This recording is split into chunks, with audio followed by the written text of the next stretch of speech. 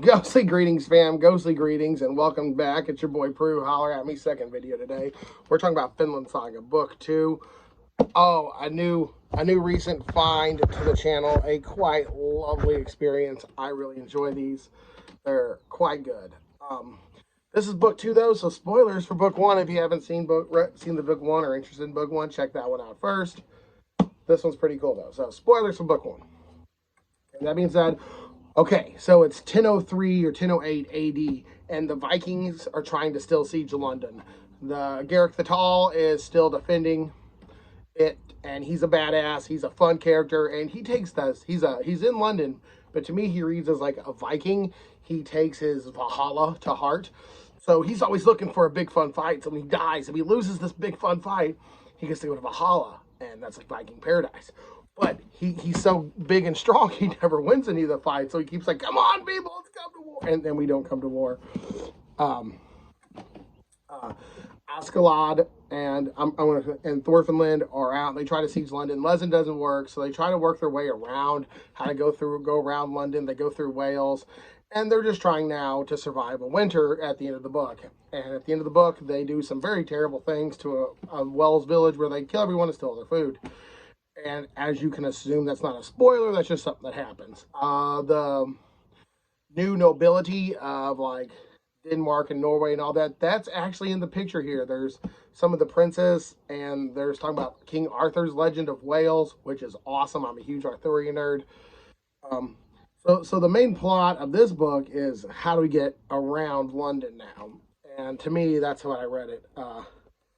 And the artwork is fucking beautiful again. I love the artwork in this graphic novel series. But it's a big part of it is the first siege of London.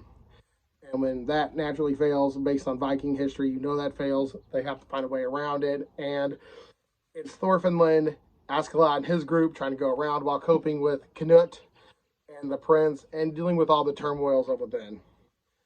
And there's something going on with a monk that I think is really going to lead up into book 3. Okay, but how did this compare to book 2 or to book 1? Honestly, I liked book 1 better. I liked the troll more. I thought the coming of age of Thorfinland was quite nice. But this one in book 2, England is at war. Everyone's kind of found their niche in the party.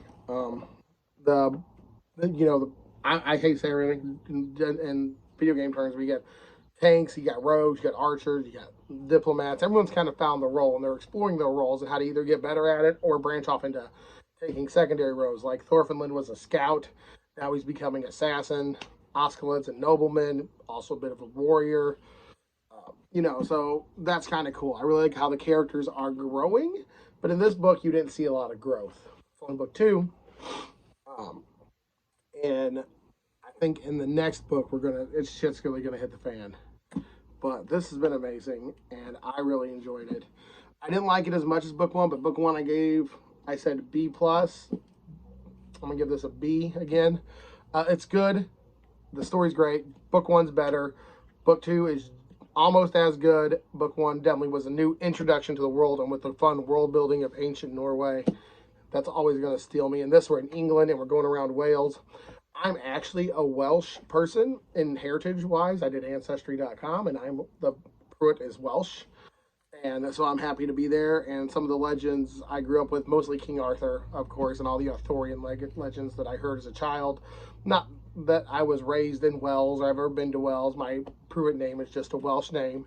And who hasn't heard King Arthur, Merlin, the Red Dragon, all that jazz?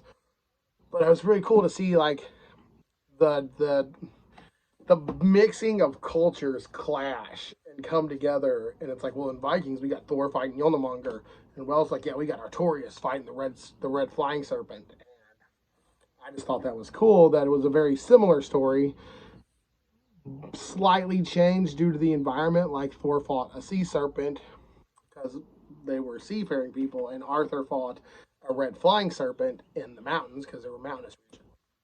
They both had a magical weapon. Thor had the hammer, Arthur had Excalibur. And I kind of like the blending of cultures, which was really cool to me. And I really enjoyed this one. That's been your boy Prue, guys. And I'm happy to be here. And thanks for watching. Deuces. Check out Vinland Saga. It's really cool. It's the second one, and thank you. Deuces.